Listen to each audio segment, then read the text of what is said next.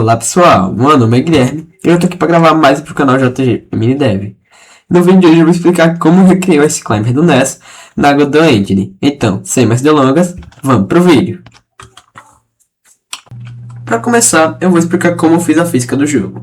Primeiro, eu peguei o Script Directory Template e fiz algumas mudanças para que você caísse mais rápido e pulasse mais alto se segurasse o botão de pular ao invés de simplesmente apertá-lo. Além disso, eu adicionei um sistema de escorregar, que faz com que você demore para parar de andar por conta do slide friction. Afinal, o jogo se passa numa montanha de gelo.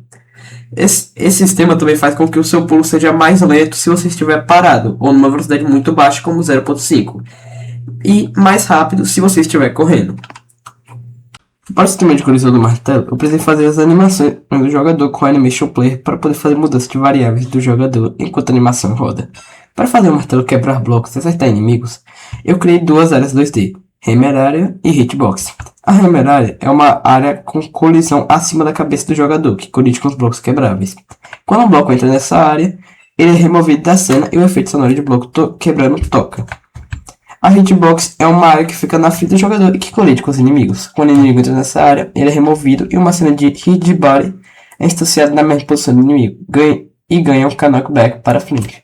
Esse hit de body não possui colisão e é removido da cena ao sair da tela, servindo apenas como efeito visual VFX. Quando o inimigo é atingido pelo martelo, o jogador ganha a quantidade de pontos correspondente àquele inimigo e os pontos são mostrados na tela. Quando o jogador entra na hitbox do outro, o jogador atingido é lançado para longe, o chamado knockback, servindo para trollar seus amigos ou, em alguns casos, ajudar na gameplay. Com isso, eu uso o Animation Player para ativar e desativar as colisões nessas duas áreas, mantendo-as desativadas na maioria das animações e ativando na animação de ataque. Mas como o jogador morre no jogo? No jogo, dois casos em que você morre: se você cair para fora da tela ou se você for assustado por um inimigo. Para detectar se você saiu da tela, eu uso o Visible Screen Notify, que emite o sinal sempre que o nó sai da tela. Quando o jogador sai da tela, eu chamo a função Game Over, que faz uma série de verificações para tocar a opção de morte correta e decidir se deu Game Over ou não. Já que, se estiver no multiplayer, só deve dar Game Over quando os dois jogadores morrerem. Eu também uso um sistema de pontos, onde você ganha 1 ponto para cada segundo sobrevivido e 100 pontos ao derrotar um top. E 200 pontos ao derrotar um nitpicker. Se você morrer 4 vezes no multiplayer, seus pontos resetam. O jogo funciona da seguinte forma: eu uso Parallax 2D para fazer com que as paredes se repitam para cima e para baixo e parece estar descendo visualmente. Uso também o nome Map Manager, que eu criei, para fazer com que a cada 0.5 segundos o próximo andar seja adicionado à cena 64 pixels acima do andar anterior, enquanto o Map Manager fica descendo cada vez mais, a cada segundo. Para evitar travamentos, quando o andar sai da tela, ele é removido da cena 2 segundos depois. E, se houver mais de 11 andares na cena, o próximo andar demorará um pouco mais para ser adicionado à cena. No single player, se você morrer, o jogo acaba ali. Diferente do multiplayer, onde o jogo acaba se os dois jogadores estiverem mortos ao mesmo tempo. Para tornar o multiplayer mais justo, eu fiz com que, se um jogador morrer, ele voltará 5 segundos depois na posição em que o outro jogador estiver. Para criar o multiplayer, eu fiz com que o jogador fosse instanciado por script no resto da cena, ao invés de ser colocado diretamente na cena. Se estiver no single player, instancia apenas o primeiro jogador. Se estiver no multiplayer, instancia os dois jogadores. Para evitar conflito de comandos entre os dois jogadores, eu dupliquei os comandos e fiz com que, no teclado, cada jogador usasse teclas diferentes, mas coloquei o controle 0 como jogador 1 e o controle 1 como jogador 2. E, no script do jogador, eu gero um prefixo de input por meio do ID daquele jogador. Por exemplo, se o prefixo do input do jogador 2 será P2 P2 underline, e no jogador 1 será P1 underline. Para criar o top, eu usei dois Raycast 2D, um para detectar a parede e outro para verificar se tem chão na sua frente. Se não tiver chão na frente do top, ele para e calcula a posição exata em que o bloco deve ser colocado, e o coloca lá.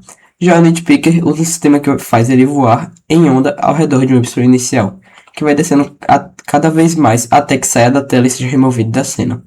Para os inimigos aparecerem, eu criei um sistema de spawners, onde cada andar tem um ou mais spawners que gera um número aleatório de 0 a 2. Se o valor for 0, não faz nada.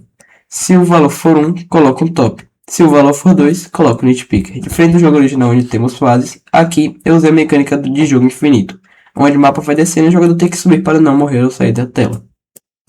Para o menu de título, eu usei Node Control para criar a UI semelhante ao jogo original, fazendo apenas a mudança de adicionar os meus créditos como criador do remake. Para mostrar os pontos, eu usei o meu sistema de save de Before the Flash Memory, só com um único arquivo que salva a pontuação máxima entre os dois jogadores e a última pontuação de cada um dos jogadores. Eu uso essas informações para mostrar as pontuações no menu de título. Para criar a UI, eu fiz uma interface que mostra os pontos e a vida de cada um dos jogadores.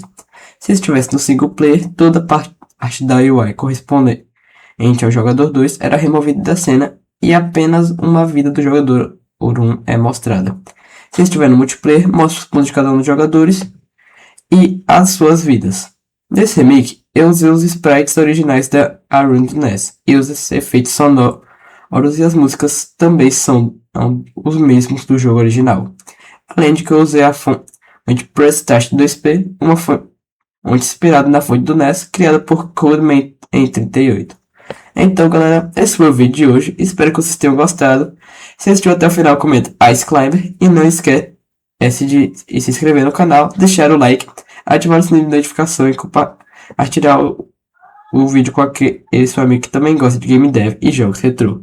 Então, pessoal, esse foi o vídeo de hoje. Espero que vocês tenham gostado. E tchau!